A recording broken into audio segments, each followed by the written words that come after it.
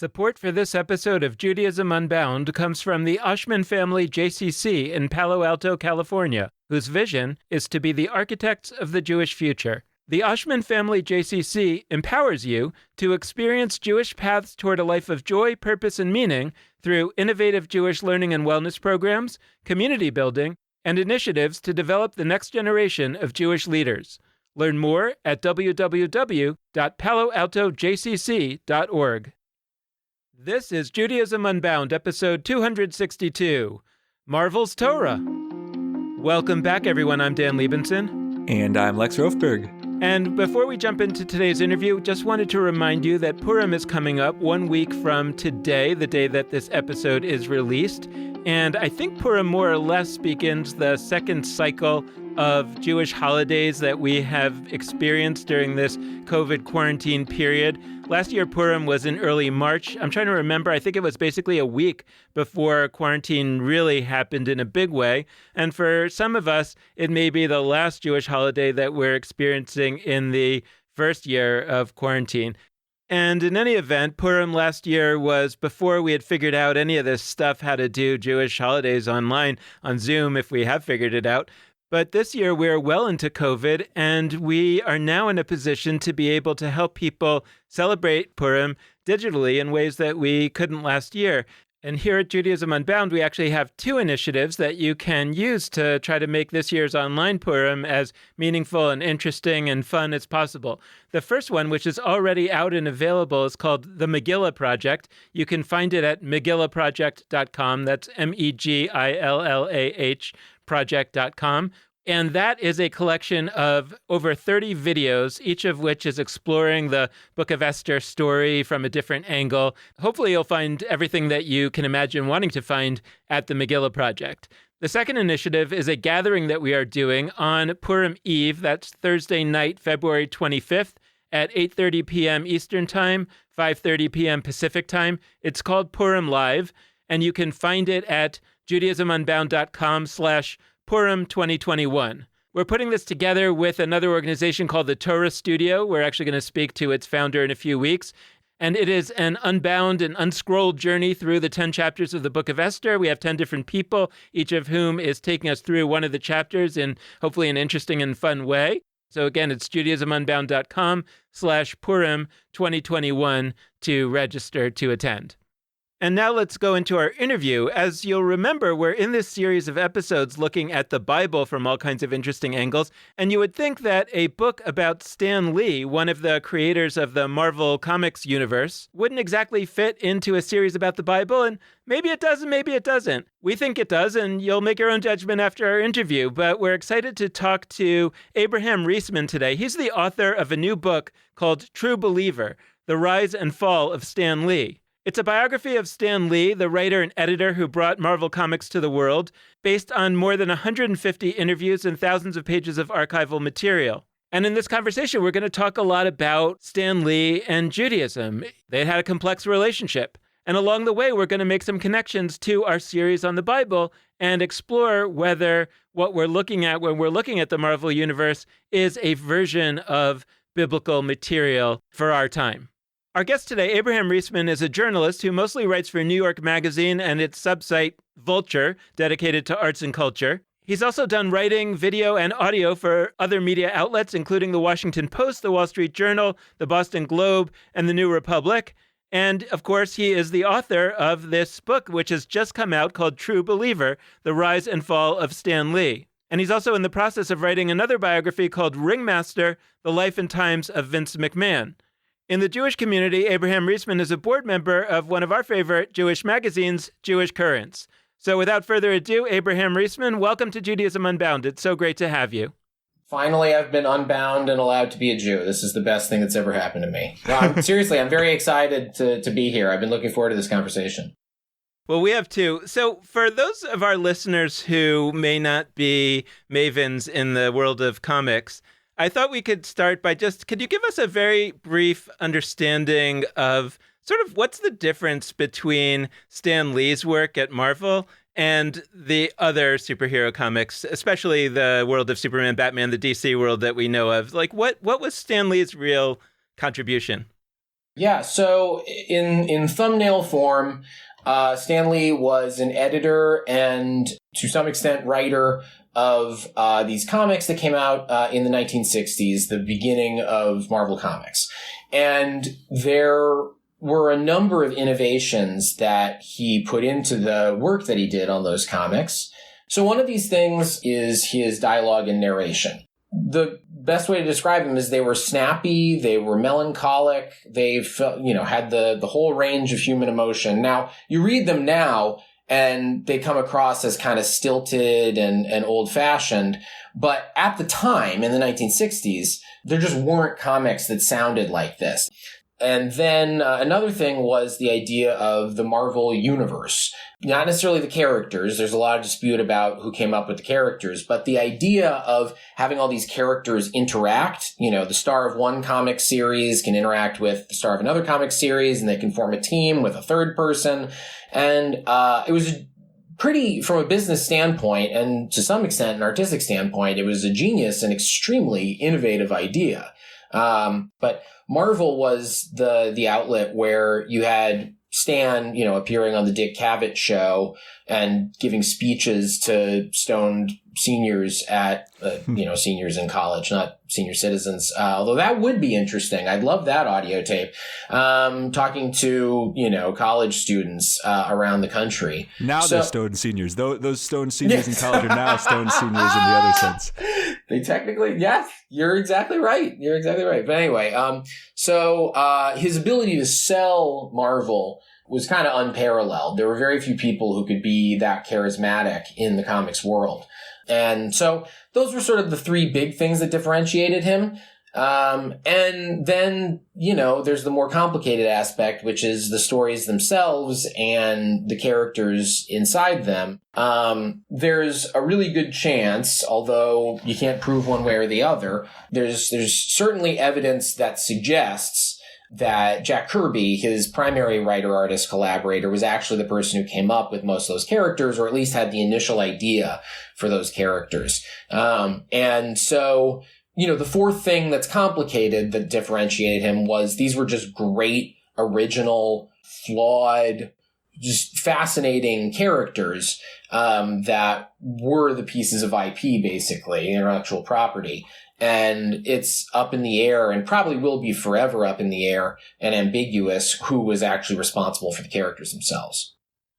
So in this book about Stan Lee, there's a lot of material about the Jewish connections of various kinds, which obviously we're going to explore in this podcast. But I was thinking a little bit about just situating the Jewish dimension of Stan Lee, in particular because I'm thinking back to a few weeks ago when we actually had a conversation about Ella Emhoff, the daughter of Doug Emhoff, Kamala Harris's husband, who turns out to not claim her Jewishness. In other words, she doesn't understand herself to be Jewish, and she was actually listed on the Forward 50 Most Influential Jews of the Year, and then it turned out that she doesn't consider herself Jewish. And in reading your book, I understood that Stan Lee was that might very well have been the case for Stan Lee as well. And so the question becomes, just before we even start talking about what it means to have Jewish connections between Stan Lee's work and the work of the other comics creators of that time, and how do we talk about the question of whether he actually was even Jewish? Yeah, it's a tricky one. I had one of these classic, you finish the book and then you notice something that totally should have gone in the book, and it's too late at that point. But there's a line in Stan's memoir. The word Jewish shows up 3 times in the entire memoir. One time it's describing a character in a comic. And the other 2 are, one, he describes his mother as a rather old-fashioned Jewish lady. But then what really jumps out is when he talks about this moment when he and his wife were trying to adopt a child. In the memoir, Stan says, "We had another problem. My parents were Jewish and Joan is Episcopalian, and in those days it was more difficult to adopt in a mixed marriage." My parents were Jewish. Not I'm Jewish. It's not I'm Jewish and she was Episcopalian and it was a mixed marriage. We couldn't do it. It's my parents were Jewish. He was the wicked son. This was, I mean, I don't mean that in a moral judgment way. I mean, from the Haggadah, the book that you read in Passover, there's this description of the four sons, these mythical four sons that talk about the Seder. And the wicked son is the one who says, what is this ceremony or holiday, whatever, to you? Despite the fact that it's implied the son is Jewish, he approaches Passover by saying, well, what does this mean to you? It doesn't mean anything to me. I'm not even really part of this community. Stan's approach to Jewishness, ultimately, I mean, once he was an adult especially, was really just, hey, Jews, if you want this, go ahead. I mean, he was interviewed for this book by Simcha Weinstein called Up, Up, and Oy Vey. And he told me about this. He called Stan, who was, at that point when he made the call, easier to get in touch with than he was by the end of his life, and said, you know, tell me about the Jewish themes in your work. And Stan's response was just, well, you know, I didn't put any Jewish themes in there, but if you think they're there, great. But he himself did not really identify as Jewish. I mean, he certainly wasn't involved in Jewish life at all. He was raised Jewish because, as I found out in the research for my book, and his father was a very serious Jew. He'd been raised Orthodox, or he was observant in the old country. I guess Orthodox is not necessarily the right word when you're describing Jews back there, but they were observant. And then Stan's father was less observant, but was very serious about the idea of being Jewish. And he was a big Zionist. He was very concerned about the young state of Israel. And he was mad at Stan for Stan's lack of participation in Jewish life. And as Stan's brother, Larry Lieber, told me, their father, Jack, would just write letters to Stan and Larry, especially Stan, saying, you know, this is in the 60s after Stan had really achieved some success. They would just say, you know, you have the success and you're not using it for the Jews. What's wrong with you? And yeah, I mean, that's not a direct quote, but, you know, that was according to Larry, that was the sentiment was, you know, you have the power to have an impact for the Jewish people and you're not, and for shame. Yeah, I mean, I really loved what you did in your book. I mean, the way I said it to you in a message and the way I'd say it to our listeners is your book is a very deep approach to, you know, early 20th century Jewishness and Jewish immigration from Eastern Europe. I mean, specifically from Romania. And I'm actually going to follow up on that in particular because I thought you did an amazing job profiling like a specific kind of European Jewish immigration, because so often we talk about it as like this one big thing. Yep. 1880 to 1924, like Eastern European Jews. Right. Came here in a big crew that's roughly the same. And like you did a good at job a consistent with a specific rate the entire time. And yeah, exactly. But so we'll get there. But like this is a book about a comic book figure.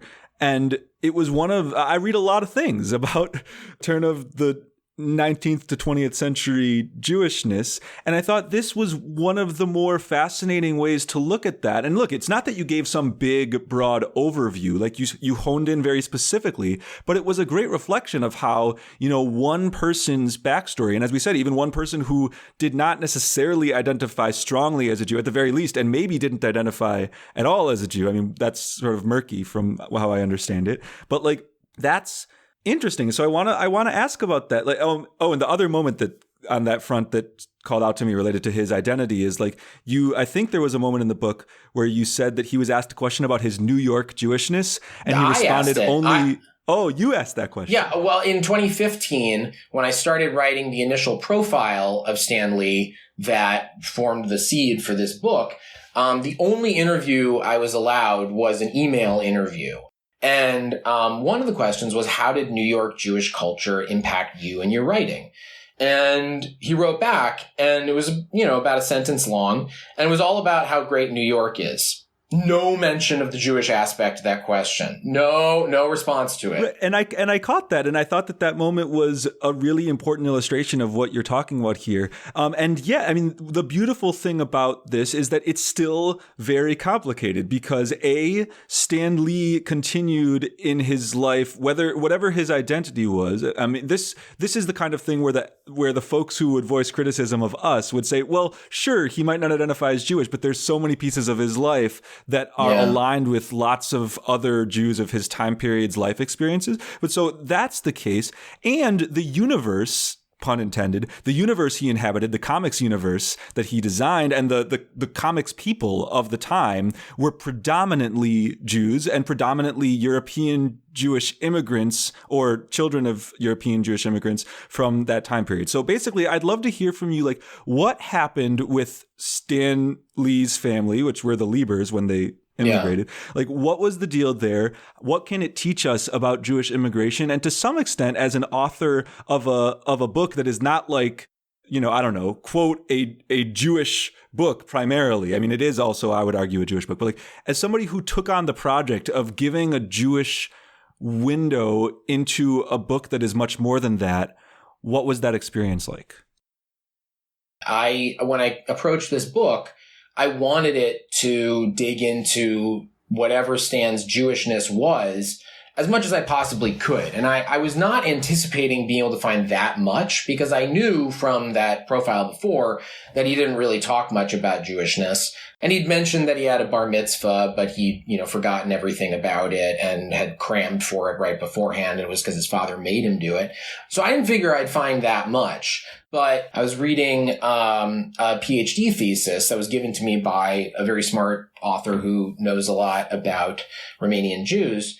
She gave me her PhD thesis, and there was just an offhand mention that there was trouble during this period of high anti-Semitism in Romania. There was trouble in the town of Botoșani. And I knew that was where Stan's dad was from.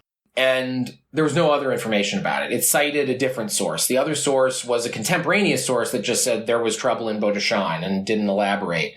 I became fixated on this. I wanted to know more. So I found a Romanian researcher and just said, could you look through Romanian archives and see if there's anything about this whatever happened in Botoșani?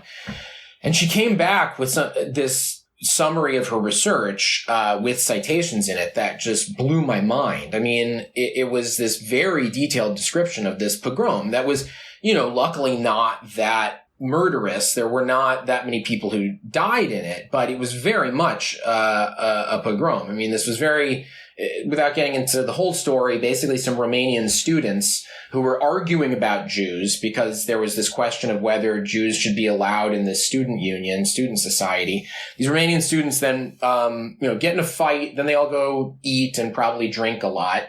And then they come out and they just smash up the Jewish part of town, which was substantial. The town was about half Jewish. I mean, it was a city, really. It was a small city, but half Jewish and half Gentile. And certainly for me, I feel like that, in part of the story of Stan Lee, really established some of the relationship between him and his dad. Because his dad, grew up observant in a half Jewish city where Romanians were prone to harassing and, physically attacking the Jewish population. And then lives through, not just in his local burg, lives through this increasing series of humiliations and anti-Semitic laws and violence and pamphleteering. So of course, when you're receiving that kind of anti-Semitic hatred, people often go in one of two directions. Either you just go, screw it, this is not worth it. I'm not Jewish anymore. I'm just going to be something else. Or what happened with Stan's dad, Jack, or Janku Ern Lieber, as he was born, which is he became very cemented in Jewishness. Like, he was very passionate about it. And I would presume, maybe this is just a baseless inference, that a lot of that had to do with living through that kind of anti-Semitism at an impressionable young age. I mean, he was 4 years old when the Botoșani pogrom happened. That's old enough to remember something and young enough that it's going to really have an impact on you. So through research, that kind of research, another thing I stumbled on that blew my mind that it existed was this memoir by this guy who was actually a relatively popular Jewish writer in the early 20th century, early to mid, a guy named Marcus Eli Ravage. And it turns out he was from the same county as Stan's mother. And it doesn't feature Stan or Stan's family, rather, but it's astounding that there was this document about life in this very specific location, contemporaneous to Stan's mother and grandparents' time in that county. And, it's a testament to the fact that there's a lot of Jewish history out there, and you don't know the half of it. You don't know the 1/1000th, 1/1,000,000th of it. To follow up on that, so we've got this story that has an incredible amount of detail. I mean, you've got this pogrom that has all these newspaper articles, etc. And, this family is one tiny piece in that sort of broader population. And then a bunch of people, I mean, this isn't surprising, a huge amount of people from that area leave. Yeah. And you have a quote that was one of my favorite quotes of the book. I'm not going to get it exactly right, but you talk about how, like, for lots of people emigrating from Europe into the States, like, they're from places where you could be doing that for many reasons. You could be doing it because you're Jewish and there's like some oppression, or you could be doing it because you're not Jewish and like life is also crappy for you for different reasons. Like, but in Romania, you look at the data and you're like, what was it? Like, it was like 90% or some huge... some huge percentage it was Jews. Yeah, like of the people who left Romania, almost all of them were Jews. Like, basically the only reason at the time that you would be leaving was anti-Semitism or just life is hard for Jews. So that was, for me, as somebody who just reads a lot of this material, that was a level of detail that was fascinating to me. And it made me crack open this monolith of European immigrants that is unhelpful. So that's number one. But then, these people immigrate and then they're in, the United States. A lot of them are in New York. And I guess my next question is like sort of as a segue into the next era of of Jack's life, but then of his son Stan Lee's life. What sort of happens next? I mean, you had like a funny, but I think beautiful little moment where you talked about how like these people sort of bring pastrami to the United States of all things. Like that, the origin story of pastrami is like Romanian Jewish immigrants. Cool. That's sort of a trivial thing, but like a lot of these people end up in community with each other. I mean, you mentioned two of them find each other and get married, even though they didn't know each other in Romania back in the day, and then they have Stan Lee. Like, what happens next, and how does that take us into the era where, a lot of not just the Romanian Jewish immigrants, but sort of the broader European Jewish immigrants start to make waves in this comics world? Right. Well, so the story of the early comics industry is an overwhelmingly Jewish story. It was one of those industries, like the garment industry, that involved people who, if you made them up, would seem like anti-Semitic stereotypes. There were some very shady businessmen who were, barred from being involved in mainstream publishing. And they wanted to be for one reason or another, or had experience in it. And because they couldn't get jobs at the classy publishing places, they stuck with stuff that predated comics and then turned into comics or influenced comics, such as pulp magazines and what was called nudies and smooshes, which I could describe, but the name sort of tells you all you need to know. This was a population of people who were ready and raring to go in business, but for various reasons ended up in this extremely disreputable industry. So that means by the time Stan Lee gets his first job in comics, working for his cousin-in-law and supervised by his uncle, which is another thing, it was very much a family immigrant business, the comics business, and specifically the publisher that Stan worked at. By then, 1939, 1940, all the bosses are Jewish. All the editors are Jewish. Most of the creators are Jewish. These comics were being made by Jews, but they were all about, Aryan Supermen. Like, there were not Jewish figures, really, in the comics themselves, the characters. So, because it's this Jewish immigrant industry, there are a lot of things that you can see parallels in with other industries where that's true. A lot of labor exploitation. Again, this is, you don't want to sound anti-Semitic. It's not because they were Jews, but it just so happened that a lot of Jewish businessmen had extremely, in those kinds of industries, were very exploitative. Comics is a terrible industry for labor and still is today. These are companies where for example, Stan's publisher, which was owned by this guy, Martin Goodman, it went by a lot of different names, so I usually just call it Goodman's Companies for just to be straightforward. Goodman's Company employed a bunch of people with the last name Goodman, and a number of people with the last names of spouses of people people named Goodman.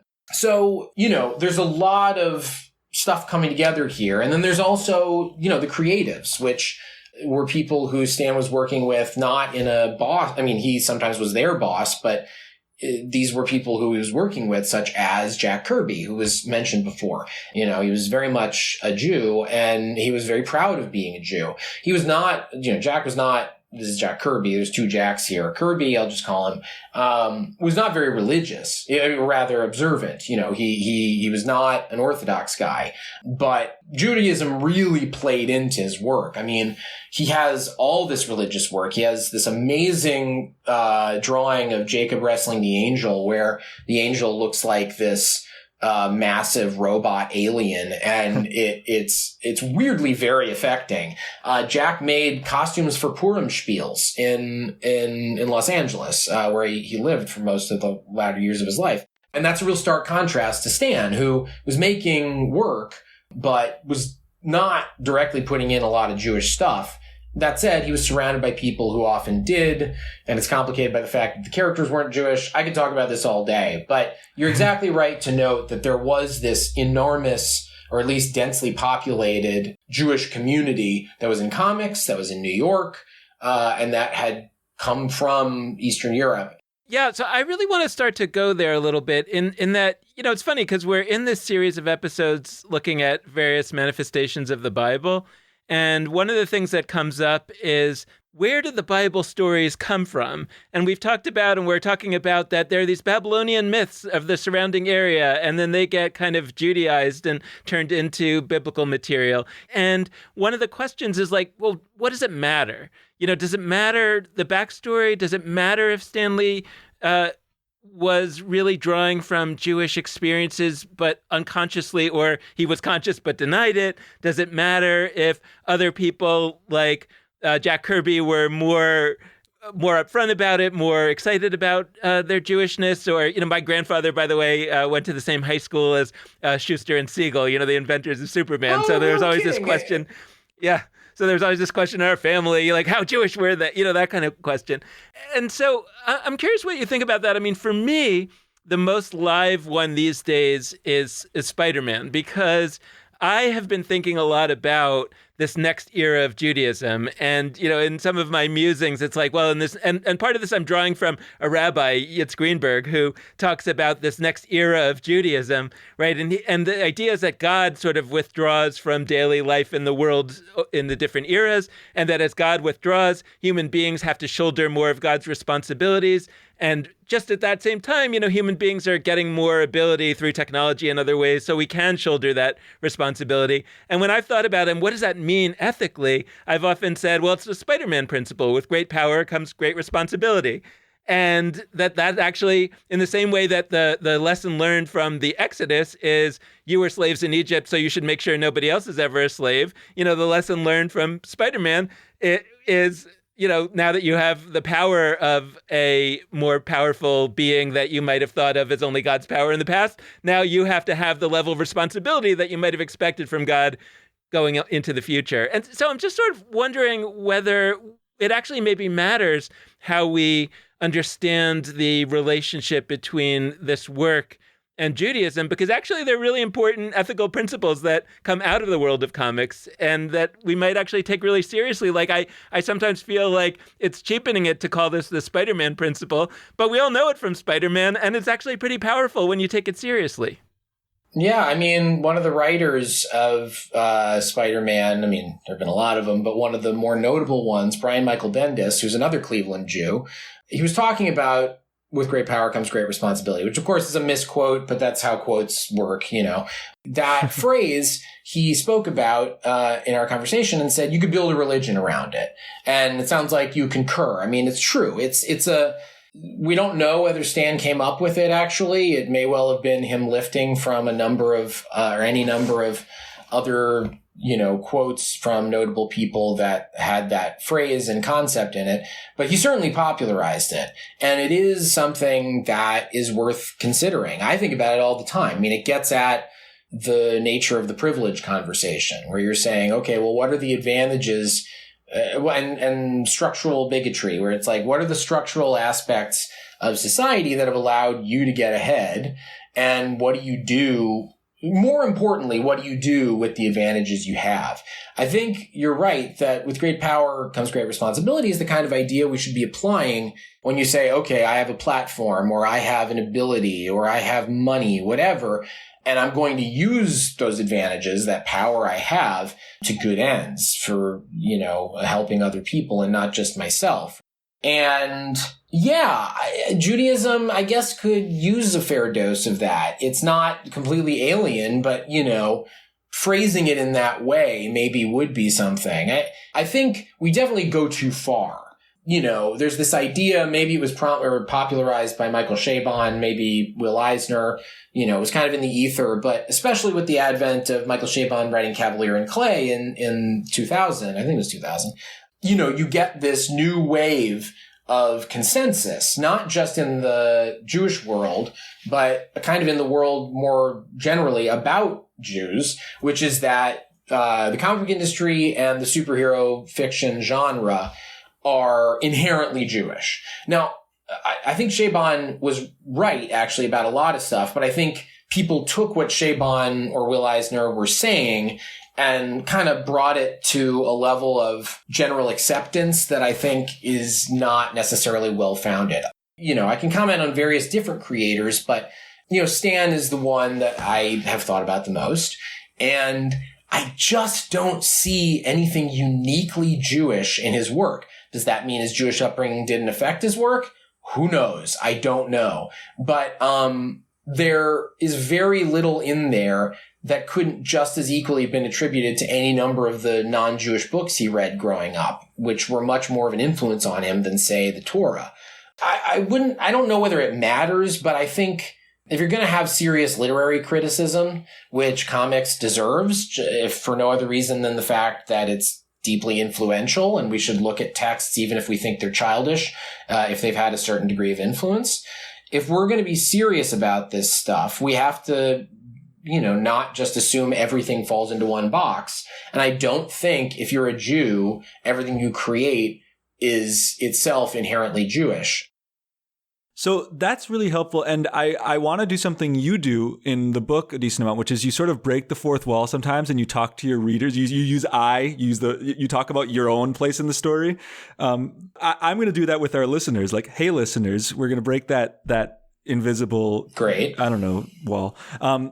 And so we're in a unit of episodes and we're talking about Bible. And I could clearly understand a listener this far into the episode being like, okay, cool conversation, friends. Is this part of the Bible thing? Is this a meander away from it? And I'm not going to fully answer that. I think it's whichever of those you would like. I do think there are lots of ways that this connects. And I want to narrow in specifically on Marvel Comics. I know it had different names, but there is a huge debate to the point of lawsuits about who came up with the characters in the Marvel Cinematic Universe. Now, you said before, and I think this is very important, the MCU, the concept of this interconnected universe, I do think, if I'm hearing you correctly, that Stan Lee deserves a great deal of credit for that.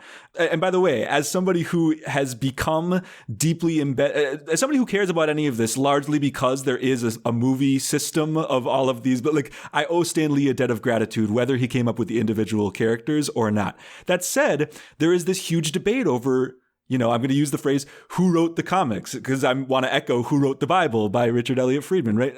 And so there's this whole, and honestly, it matters less to me, all the ins and outs of that, although I'm kind of on team Jack Kirby came up with the characters, for anybody who wants to know my allegiance, not that you do. But there's this debate about whether Jack Kirby came up with all these characters or Stan Lee did, or what the amount of each of those was, all that stuff. And my question is, or maybe my assertion is, I think that debate, the reason why it's going to the level of, lawsuits and others, I think it's a religious debate.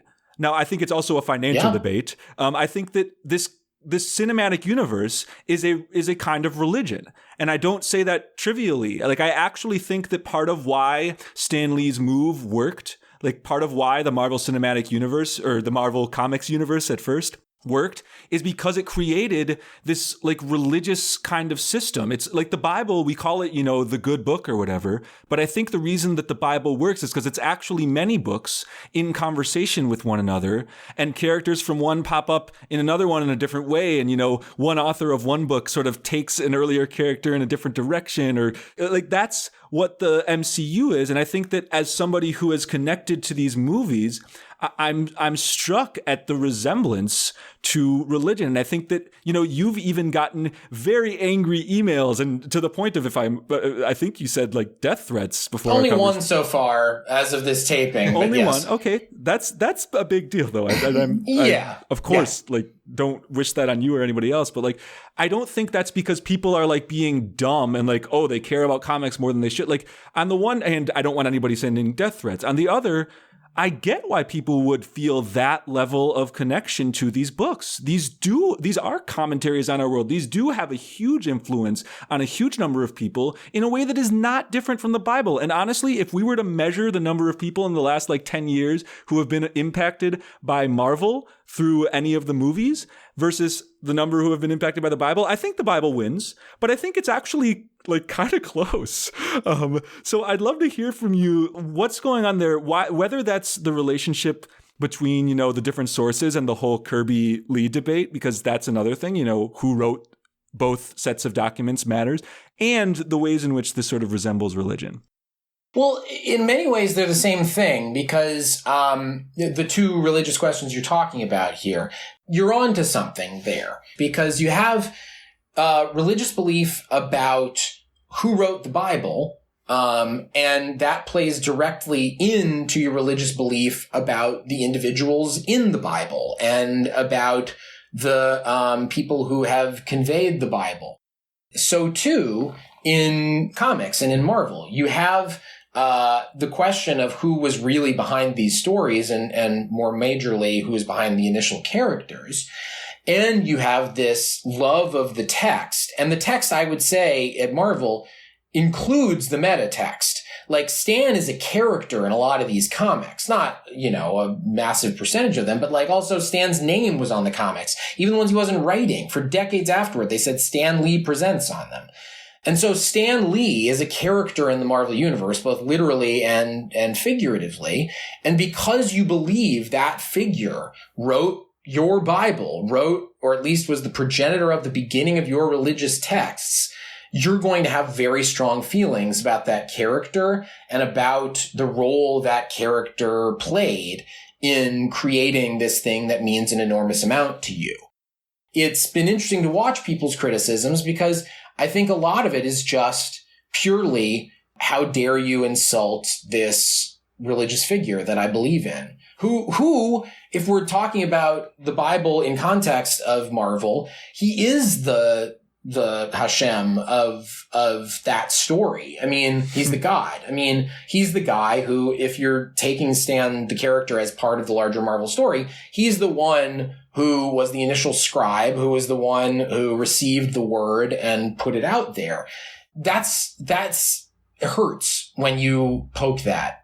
If somebody has a religious belief and hears another person say, well, that figure that you love so much, who is the core of your belief system, was actually a schmuck. Not that I'm saying the book is saying that. It's just that's the perception these people have. That's a figure that means a tremendous amount to them, as you say, not just in the context of like, well, that's a celebrity I like, but this is the inception point. He is the inception point of this text and its accompanying belief ideas that just are a tremendous building block of people's personalities. But also there's the sources. The documentary thesis is interesting to think about. I had not thought about that until you said that, and that's very wise.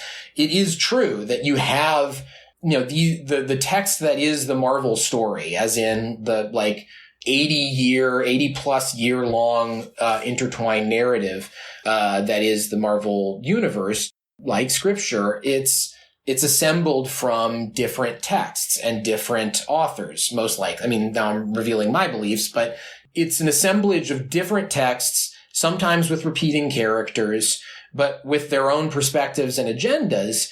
And you bring them together into this thing that is sometimes contradictory, sometimes borderline incoherent or outright incoherent, but that melange, that combination of all these texts and all these different authors leads to something that is tremendously powerful. For me, it really does hold together, because I remember, I wasn't a huge fan of the Marvel comics, like Lex, maybe before the movies started. And I remember just kind of, these worlds smashing together. Like in the case of Thor, it's the gods of Asgard, the Norse gods. And in the case of Spider-Man, it's, some kid who got stung by a spider. And somehow these totally different worlds end up the same world. And it's just, as I'm thinking about it, it just strikes me. It's like, well, for people who struggle to understand what these academic Bible scholars are talking about in terms of what the Bible really is, it's actually really helpful to see it as a version of the Marvel universe where all these different stories got smushed together into a semi-coherent single world. But then when you look at it really closely, it's not that coherent. You could argue that, the Bible is the closest thing to an analogous work to the Marvel universe. I hadn't thought of it. I mean, I often talk about the Marvel universe being relatively sui generis. There aren't really that many precedents, but if you're going to pick a precedent, that the Bible itself may well be that. Yeah, and you even have, I really want to just keep rolling with this, because even if we don't get it totally right, this will be a worthwhile thing for folks to ponder on. You even have canon and not in both, the word canon is used a ton in fantasy and sci-fi conversations. And even in this Marvel, even in the set of comics that are created by Marvel, say, the X-Men are not in the Marvel Cinematic Universe, right? There's, at least not yet. Maybe one day that'll happen. And from my perspective, you could compare that to, books that didn't make it in the Bible that were still floating around at similar times, books we've talked about on the podcast, like Jubilees or Maccabees or whatever. And people always sort of smile when I say this and think I'm being cutesy. But to me, this reflects an actual religion. It's not just that, oh, cool, there's similarities. We inhabit a society where people relate to all sorts of things, whether it's fandom in the world of comics, whether it's pop culture, whether it's sports. We inhabit a world where these realms serve a religious purpose in people's lives. They construct their communities around them. They build their forms of meaning around them. They even sometimes have calendrical moments in the year, holidays, whatever related to them. I think that this is really important. And so I'm curious. Yeah, go ahead. I was just thinking San Diego Comic-Con. I mean, that's if I'm thinking about the religious aspect of the Marvel Universe and superhero fiction, yeah, you can think about something like San Diego Comic-Con, which is this pilgrimage. I mean, it's the comics equivalent of the Hajj. The Hajj being the pilgrimage to Mecca. The pilgrimage to Mecca. Yeah, that is required in Islam. You are supposed to, at some point in your life, go to San Diego Comic-Con and have that experience and commune with that. And speaking of commune, when you go there, you're with people who share your at least passion for these texts, if not the exact same moral or lifestyle beliefs as them. You're all brought together by the fact that a certain set of texts, or at least kind of texts, are really important to you. And passion for a text that informs the way you live and that features certain leaps of faith, such as the authorship, attributing authorship to Stan Lee, you're talking about a religion at that point. You may, or at least the building blocks of one. And by the way, I want to say, I actually don't think that comics are somehow this dumbed down, less sophisticated version of the Bible. I think it's actually the same. You could do the thing where we did before, where we go, Spider-Man, with great power comes great responsibility. This is our core text. We're going to build a Seder around it. That idea at the core, is it as good, better, worse than, we were slaves in Egypt? I don't know. It's certainly in that zone for me. I think it's a great point. And somebody else could come along and point to all of the terrible violence in the comics, just as there's terrible violence in the Bible, or they could like decide to make a religion out of one of the villains, right? Like that's not impossible. Like there's all sorts of problems that could arise too, which to me is not a sign of, oh, we should all stay away from comics. It's, we should be introspective about Bible and the ways that we're already doing all of that with Bible. And we should think about, in a world where descriptively people are operating with both of these things as religious systems, how do we, navigate meaning making and community building as opposed to like pretending that one of the realms, comics, is not religion? Well, and I will say, you talk about worshiping a bad character. The bigger problem, and this is the problem with any religion, is the institutional forces and individuals who profit from that religion and who have a vested interest in having maximal believers and minimum doubt. In the case of the Marvel Universe, that's Disney. I mean, Disney owns Marvel, and Disney has a vested interest in people having a certain set of interpretations of this, biblical text of the Marvel Universe. For me, that's the bigger danger. The bigger danger is if this becomes some kind of religion, which is hypothetical, but who knows, having it be decentralized and having it be something where it's built on rigorous thought and interpretation and questioning and debate, I would much prefer to see that than a model where it's like Disney is, if we're going to use a different religion as a metaphor, Disney is the Catholic Church and everything sort of comes from Disney, and you have like a few heretics here and there, but pretty much everything is within the purview of this entity that has too much power and is impenetrable in a lot of ways. So getting into, my anti-corporate activist, so I'll shut up now, but yes. Yeah, I mean, it's funny because as we're talking about this, I'm also thinking about the flip side of the religious experience, which I think for me and I think for a lot of our listeners is how we feel about Judaism. And I think also for me, and I don't know about our listeners, is how I feel about the world of comics, in that I'm not that into it as a religion, meaning like I'm not looking to obsess over it. I'm looking to participate in it to some extent and to take from it a more moderate experience. And sometimes the feeling of these, San Diego Comic-Con folks makes you feel like you can't really appreciate this stuff just as kind of a casual, there's even an insulting way to say you're just a casual. I mean, you also see this in Star Trek and Star Wars and sci-fi and everything. And I'm trying to think like where the corporate danger really is, because to some extent, right, what Disney really needs is a lot of people like me who are willing to, who just want to see the movies. Like that's probably where a lot of the money is, right? And just sort of the mass appeal, but it's like a sub-religious appeal. And then there's the people who are kind of the most dedicated. They basically devote their whole life to it. And I don't know, I guess my question on the corporate level is that which one is Disney really most benefiting from? And I guess back to Stan Lee, his life didn't end all that well. And I'm curious to what extent some of these forces were really at the heart of why his later years were difficult, or it was for other reasons altogether. Yeah, well, I will say before I get into the meat of answering your question, one thing it sparked for me, you're talking about Stan's very difficult and difficult to know about and read about and learn about final years, and especially the last year and a year and a half of his life after his wife died. And before he died, there was a lot of abuse. And one thing that I kept thinking about while I was researching his final days was, I wonder if this would have gone differently if he was involved in the Jewish community. There were no institutions that took meaningful action to help him or save him. He was suffering out in the open. Like there were news reports about how bad things were. And yet Marvel and his second Marvel, post-Marvel company, which was still going then, POW Entertainment, other than like vague issues, vague statements of like, we stand with Stan, hope Stan's okay, they didn't do anything. Or if they did do anything, it was top secret and accomplished nothing. would there have been an element of we look after our own if he had been involved in the Jewish community and in Jewish institutions?